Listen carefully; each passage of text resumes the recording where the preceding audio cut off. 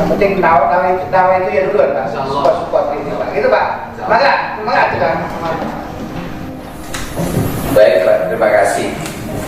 Saya sih dengan teman-teman baru ketemu sekali kemarin waktu di Subang, tapi karena ini kebutuhan dasar Pak Menteri dan Pak Dirjen, jadi intinya bahwa transportasi publik yang menghubungkan antara, taruhlah kita sebutnya perusahaan BYD yang paling prioritas kita sekarang, itu kan tadinya kita terkoneksi ke Tapanuli, tapi patimbannya belum kelihatan optimal, sehingga solusi yang terbaik adalah exit tol ya.